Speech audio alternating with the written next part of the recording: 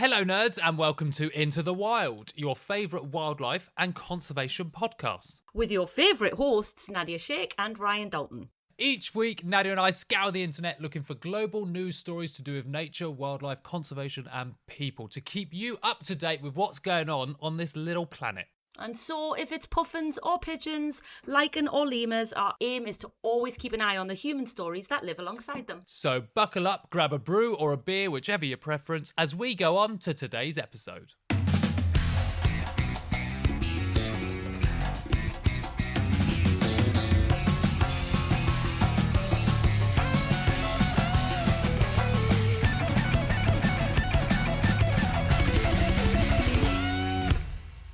Well, it's 2026. I've heard. Yeah, 6 days in. I know, it's really hard.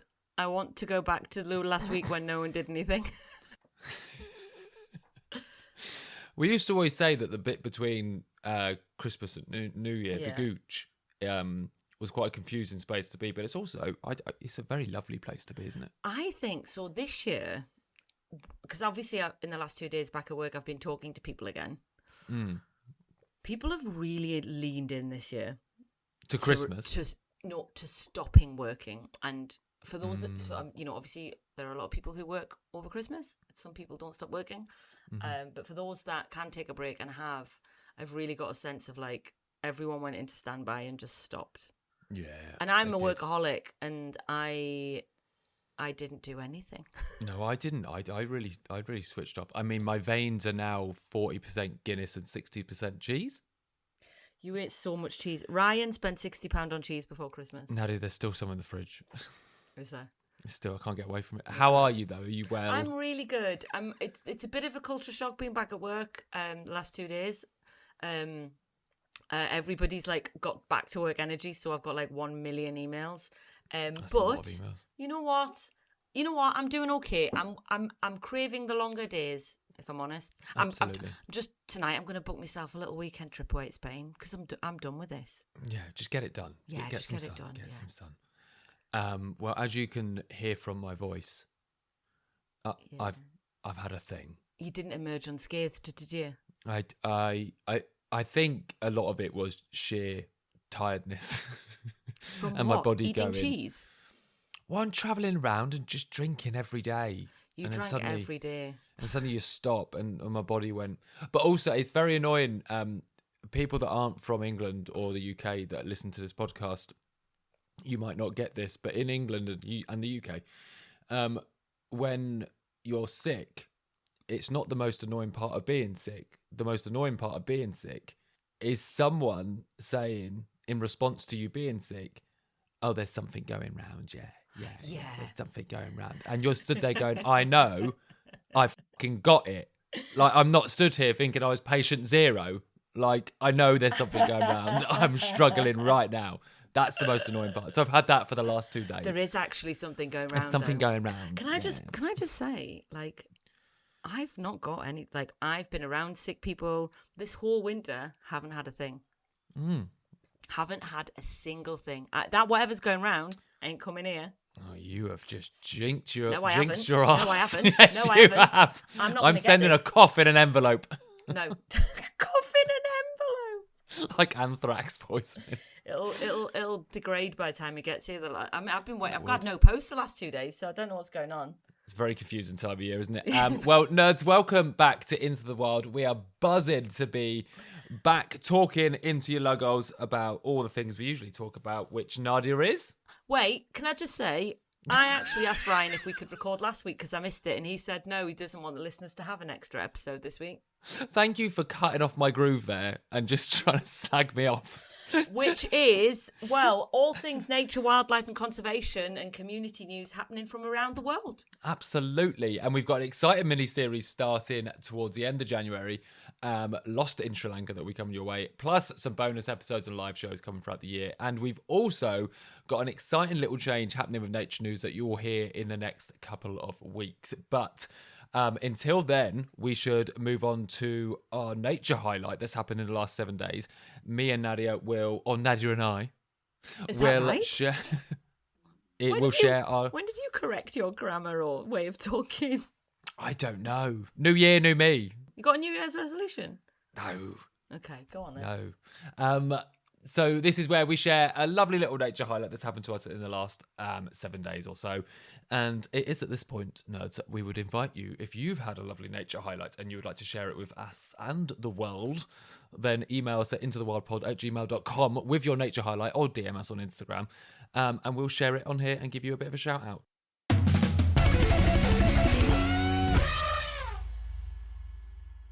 What's been your nature highlight? Absolute basic, but beautiful. Oh, so this year, why always? I've barely started. Last year we went very emotional with them. Look, this year I'm going hard nerd capital N. Okay, go on. So I'm doing a big year, Ryan. I'm doing my first ever big year. Look, I know, and I told the listeners know because I told them last time. You did say we'd hear a lot about it as well. So my nature highlight actually is just the fact that I'm looking and recording every bird, and so like everything's exciting, like bullfinch, yes, crow, hooded crow, like, do you know what I mean? Yeah.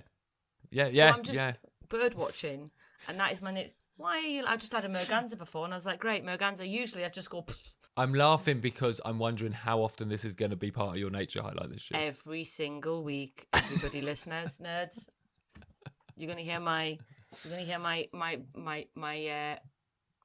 big year as it evolves. Well, that is nice. It is nice when you start noticing the things, isn't it? And wait, can I just say, everybody, never guess what? This actually is the pinnacle of the highlight. I haven't even finished. Bear with me. I'm starting slow this year. First bird of 2026. You'll never guess what the first bird I saw this year was. The first bird. I shit you not, dog. Oh, I know what it was. I think you told me. Kingfisher. Oh, it's not where I was going to go. No, for New Year's Eve we sailed on a sailing yacht around Bute and anchored somewhere at the north of the island, and emerged from the boat in the morning, a little bit worse for wear, if I'm going to be honest. That's all right. And safe space. Heard a kingfisher call. Lucy Lapwing actually clocked it, and then straight away saw it sat there, first bird. That was the first bird from a boat, looking onto the shore. I find that incredible. Is that not an omen of good things to come for the rest of this year?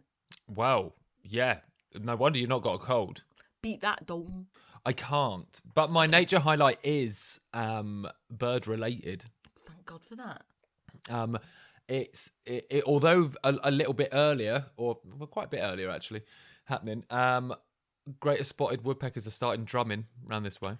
Lovely. So that's nice. Been hearing it. Heard some at Ali Pally and on Hampstead Heath, and then in Highgate Woods. And then I went back to Bracknell to see my mum and dad, and I heard it there as well. Great. I actually haven't heard it, so they're not drumming in Scotland yet. It's quite early. It was early last year. Well, I say it's early. It's becoming the normal time of year. I think they drum at this time of year, don't they? I don't know, actually. It's usually late winter going into spring. Yeah, which is where... are we? I don't know. No, winter? It's only just been winter solstice before Christmas. I'm so ready for it to be over, right? Everyone is. If someone's listening now going, I'm enjoying being held in the frigid cold hands of winter, stop listening. I don't want you to listen to the podcast. I know 2 people that are snowed in. Do you? Who? Charlie Bingham is snowed in Scotland currently. Can't get out. Right. And 2 of my customers are snowed in Wales. Can't get out. Can't get out. I bet Can't get out. I bet they're loving it. Well, that was lovely nature highlights. A reminder to everyone, if you want to share yours with Nadia and I, just give us an email at intothewildpod@gmail.com. But shall we move on to nature news and share some nerdy bits from around the world with our listeners for the first time of 2026? Better be a good one. Let's go.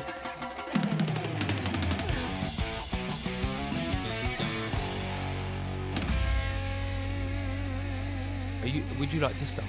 Would you like to start the year? I was just about to say, I bet he's going to go. Can I go? No. Do you know what? Because it's only the 6th of January, and whilst America have tried to make it a big year already, so far, nature stuff, I know, it's mad. Nature stuff, there's not loads out there. I got a couple of things. Well, one... Now, correct me if I'm wrong. I'm sorry. It's a new year. You're all going to have a little bit of grace for me if we've already mentioned this. So I'm just going to check with Ryan. This is the news late in December last year about trail hunting being banned. Did we talk about this?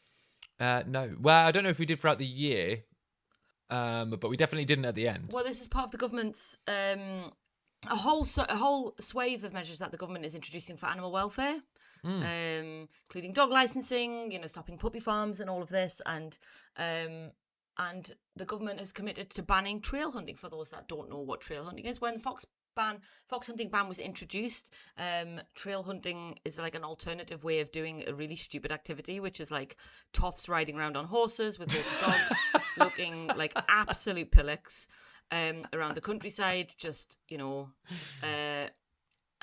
tour wangers. But obviously, God, you ban fox hunting, the tradition will die, and then we'll all suffer. Our heritage is being eroded by the woke left. And so trail hunting is where they kind of they leave the scent of a fox throughout like a trail, and then the hounds can run after it. And so it's it's kind of like, I guess it's like clay pigeon shooting instead of actually shooting birds, right? It's just following the trail. Doing the thing, but but actually it's been well documented. So the League Against Cruel Sports and Hunt Sabs and all people that are involved with, trying to ban trail hunting and these kind of countryside sports, which are absolutely atrocious. There were 397 reports. I think it was just in the last hunting season of foxes still being chased. So foxes are still chased, and they don't care. Like these people want to do fox hunting, right? So if they're out in the countryside with all of their rosy-cheeked, gout-ridden pals on the back of these poor horses, and they're hey, over Christmas I was a gout-ridden. I didn't have gout. Yeah, I'm joking. I was your gout, by the way. I didn't have gout. All right, that was a joke. I didn't have gout. I just ate a lot of rich foods. Yes. So it is. It's that. They say that it's actually being used, the trail hunting laws have been used as a smokescreen for actually killing foxes and hares, and it's just a grotesque thing that Didn't we just they need to, say that themselves on a Zoom call that was then released? Oh, you know what? Probably. There's all kinds of things. Yeah, it's not like oh, we've done this research and found it. Like hunters or I don't know, what do we call them? Cats said this on a Zoom call. Look, I don't know about you, but Sam Butler from the Countryside Alliance's campaign for hunting said, if the hounds chance upon a fox, the protocol is to stop them immediately. Yeah, okay. That doesn't happen. You do too good of an impression, can I just say? Yeah, I'm a secret posh person. That wouldn't surprise me. You were on a yacht for New Year's. It's just what they're called. It's just a boat. Really. Anyway, so the government are committed to banning it, which is great. So they can hang up their stupid red coats. And do you know what they'll probably do? All of this animal welfare, like we look after our dogs, they'll probably just shoot all their dogs because they don't actually care about the animals. Oh, I don't know why I'm laughing at that. Sorry, that made me laugh, but then I pictured it. It was horrible. Don't picture that. Anyway, and then they're doing this whole it's really bad. It's a vital sport for the countryside and brings in jobs. It doesn't. Load of bullshit. Loads of bullshit. Again, I don't know. So anyway, I'm happy about that. I'm sorry, but bringing in jobs, that's obviously bullshit. Just start a business or run a pub or something. Run a pub, open an alpaca farm. People like walking with alpacas. There's so much you can do with your pubs land. or alpacas. That's what the countryside needs more of. A yoga retreat, a silent retreat. Come on. There's so much one can do with one's land and one's money. Yeah. Be creative in the countryside. I mean, the countryside is just, it's empty. The countryside should be far more populated. I talk about this in my chapter of the book Wild Service called Recommoning. Just pick up that you just dropped. There we go. So that's a bit of news for you that came out before Christmas, but we haven't recorded a podcast since. Also, if you do something as part of a community group and look like absolute utter tossers, maybe just stop and have a think. That's it, though. They don't think. It's a vital thing that you're thinking they do. No, they do think. It's just they don't care. But they must live around mirrors somewhere. No. They've been brought up with a sense of entitlement so profoundly strong that there is no self-awareness. What, white people? Look, what white men? I'm so shocked. Look, these are people who absolutely know their privilege, they know their status in society, and they absolutely will maintain or want to maintain that power at all costs. And they do believe, I think, somehow. Am I being a bit harsh on these people? Maybe we should meet them. Is there no for a podcast? I would. You want to do a podcast? I'll do a podcast on I it. would love to rip into them on a podcast. Can we dress up as them in the little red jackets? What, to get I in? actually look great in red. Like, it is my colour. Oh, You wow. know this. Seen it before, have you? Oh, look at me now. Been in that outfit before? It's all No, coming out. You're showing your true colours. Hang on, Fox. No, it is good that those things are being banned. Let's see how that goes on practice. Okay, well, I'll share mine then. Let's see what Please I got. do. I actually tried. There were a few stories from December, but I was really keen to try and find something from the new year. And as we're only 6 days in, it was a bit tricky. Yeah. Because, the world's been focused rightfully on other events around the world. But elk. I need somebody.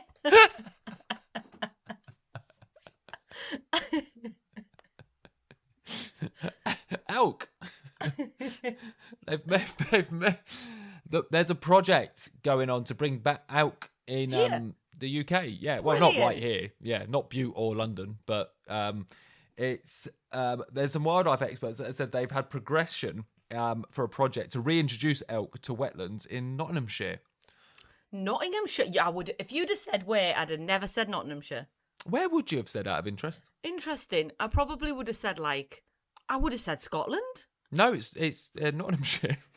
So okay. Nottinghamshire and Derbyshire Wildlife Trust, they last year they secured £15,000 of funding from Rewilding Britain, a charity, to start the studies into these animals' return. And part of that study has been to put in disease risk assessment. And now that study has gone forward, it's like a massive leap in that kind of process to get these animals back into, I say, in the wild. Obviously, like we've seen with beavers and a few other species that we've tried to reintroduce into the UK, it very much starts with a sometimes large, sometimes a bit smaller, but fenced capacity.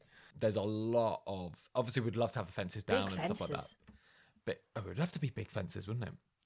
But it's obviously fenced to make sure that certain, I guess conflicts don't arise, and to see what actually they do to our wetlands or to our environments before we start going down the route of removing fences.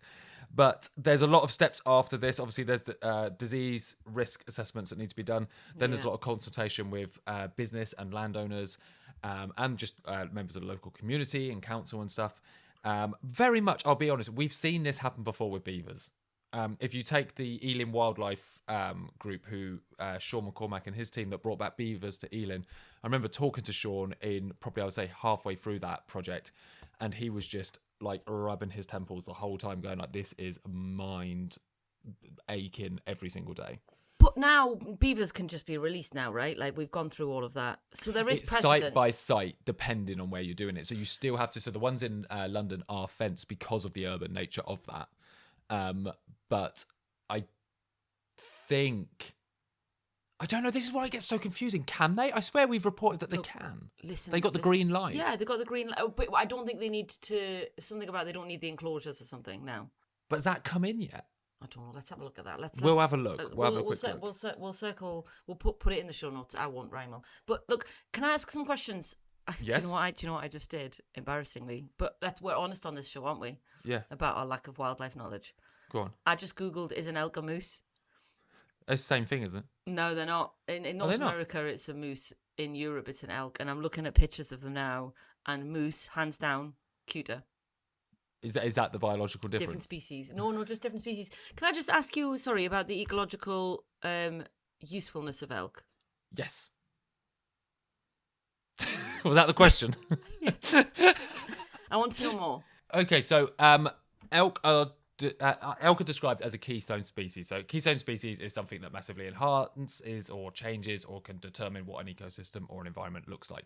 For example, like beavers or wolves. Yeah. Wolves from a predatory aspect and beavers from an environmental kind of engineering, I guess. Engineering aspect, yeah. Elk are very, very similar. Being mega herbivores from grazing, they can determine kind of what growth happens in which types of flora to make sure it doesn't become like a monoculture of like bramble, for example. And they can also carve their way through wetlands, helping water to spread as they take their way. Because they're massive animals. They're huge. And they're kind of underestimated because we don't... Have you ever seen elk? Have you ever seen them do in you the know what? country? I haven't seen elk, but I have seen videos online of moose, which are close. They are probably Yes. the comparable... Yeah.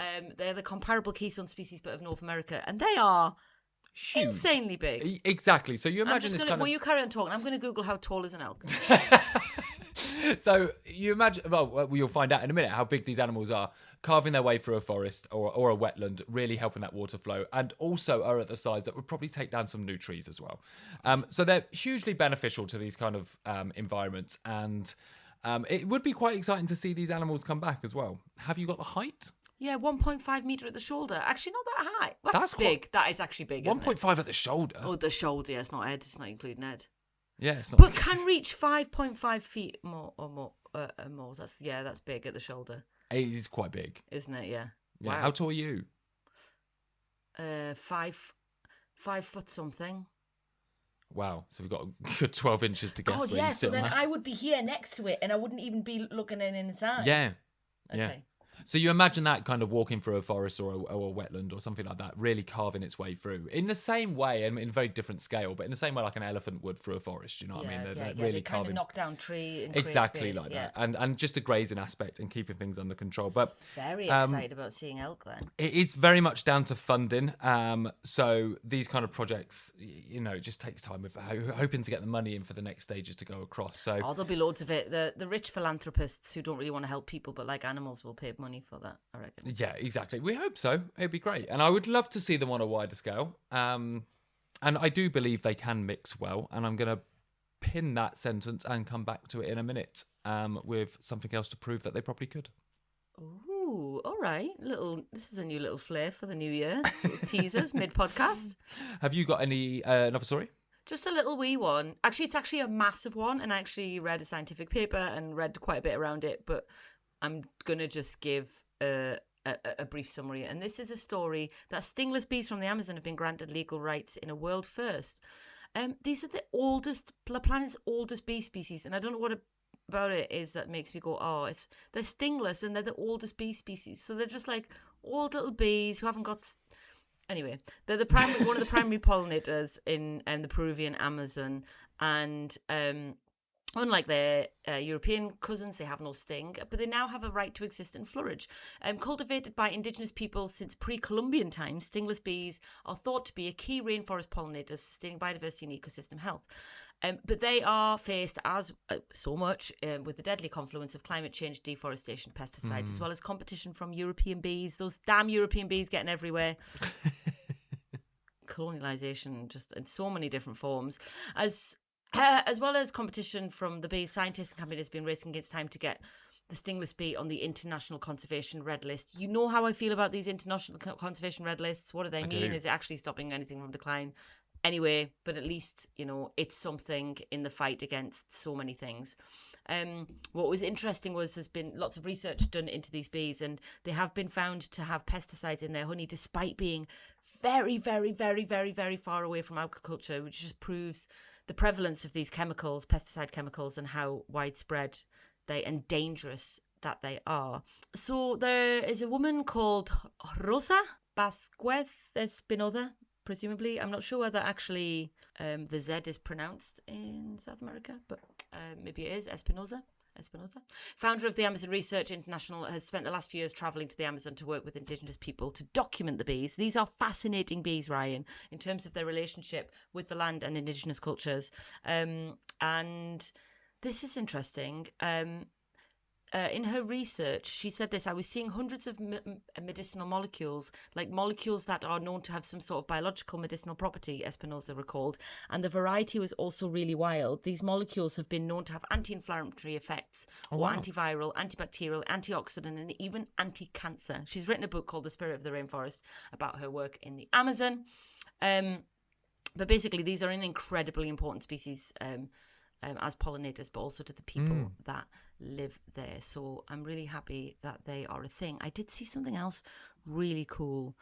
Anyway, yeah, just seeing here traces of pesticides were appearing in the stingless bees' honey, despite them being kept in areas far away from industrial agriculture. So I guess it raises the awareness of how important they are.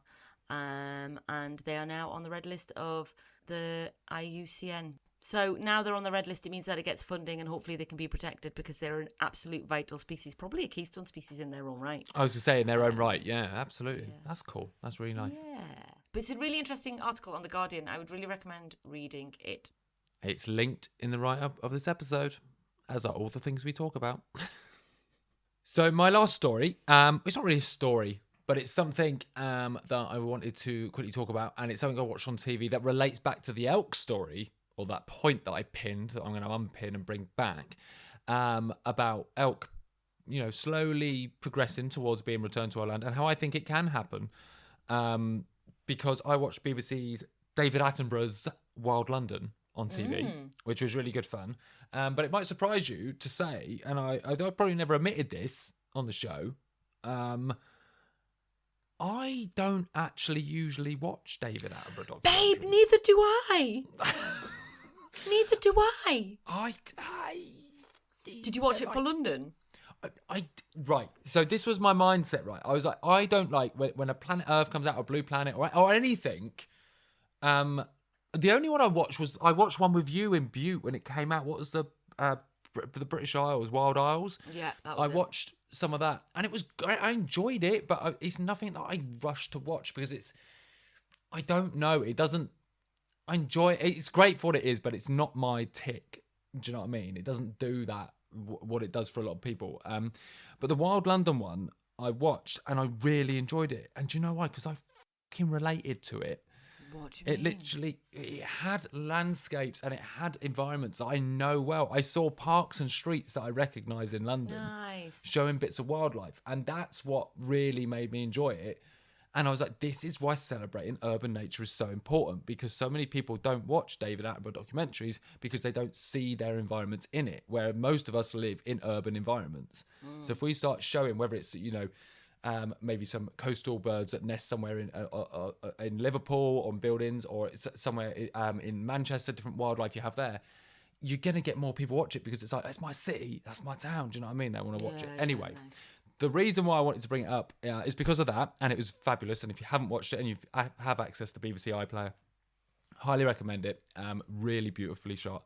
There's an incredible bit with a pigeon getting on the tube, which if we're watching TV, that's what we're watching TV for. That's very up our street. It's very up our street. Pigeons getting the tube. But the other thing was, I can't for the life of me remember what part of East London, but there is a part of East London where fallow deer, have just smashed. They're everywhere. What do you mean smashed? They're just walking around the streets of East London. So Love during this lockdown, love this for them. During lockdown, because the streets were so quiet, deer slowly approached in from just Greater London parks, and now just live on like Zone 3 and 2 of London, eating roses out of people's garden. Oh, I love that. And I'm sure it annoys some people, but a lot of people seem to like it. And it's just, you see, people they have clips of, not fit. Well, I'm sure they do, are. but I didn't see that. But they have like clips of cars just driving down the street and having to stop because like 40 fallow deer just crossed the road. And I'm just like, this shows you that if London can put up with fallow deer, then I'm sure somewhere a bit more rural of England can put up with some elk. Exactly. Yeah. Nice. And there's your drawback. There you go. Well, if you haven't watched that yet, I might watch it now. 100% do. And then if you see anywhere, you're like, I'll take you there. The only thing, to be honest, it was the pigeon going in the underground. There was a beautiful clip of some leopard slugs mating as well, which is always good TV, isn't it? Yeah, leopard slugs mating. I mean, that slimy entanglement. Oh, baby. Happy New Year. Happy New Year. God bless. Lovely. Well, that is Nature News Tied Up, the first one. It's got to be his last series, though, babe. Sorry. What? It's got to be his last one. Do you reckon? I don't know. He was on the top of the shard on this one.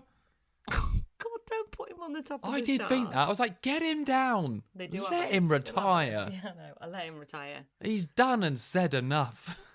Look, I might give it a spin. I don't usually watch these things, but I might give it a spin just for you. Please do, and we can chat about it.